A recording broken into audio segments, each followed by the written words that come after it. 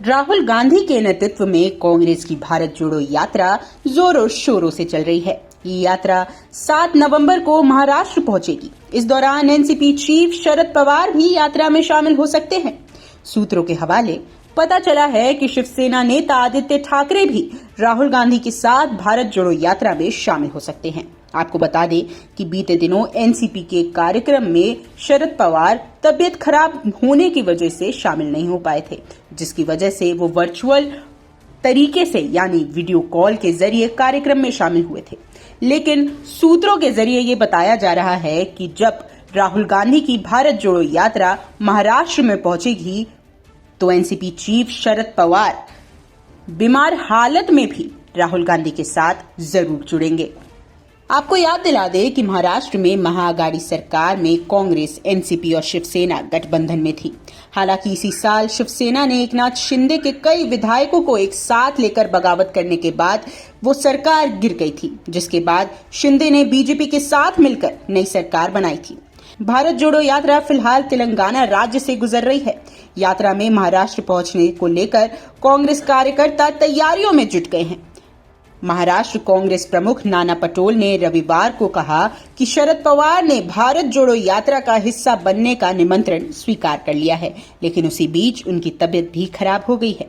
पटोले राज्य में यात्रा की तैयारियों की समीक्षा के लिए आयोजित बैठक में भी शामिल होने के बाद ये बात बोले थे। बैठक में महाराष्ट्र कांग्रेस के प्रभारी एच.के. पाटिल और पार्टी के वरिष्ठ नेता के.सी. वेणुगोपाल ने भी हिस्सा लिया। पटोले ने कहा कि शिवसेना उद्धव बाला साहेब ठाकरे के प्रमुख उद्धव ठाकरे को भी आमंत्रित किया गया है, लेकिन उनकी उपस्थिति की अब तक पुष्टि नहीं हो पाई है। अब इस बीच एक अहम बात यह है कि भले ही महाविकास अघाड़ी गठबंधन की सरकार गिर चुकी है, लेकिन इसके बावजूद भी शिवसेना, कांग्रेस और एनसीपी ने ये फैसला किया है कि वे आने वाले सभी चुनाव साथ में लड़ेगी, जिसमें लोकसभा चुनाव 2024 भी शामिल है। ऐसे में भारत जोड़ो यात्रा में शामिल होकर राहुल गांधी के साथ महाराष्ट्र में विपक्षी सभी दलें अपनी अपनी ताकत का प्रदर्शन करेंगी।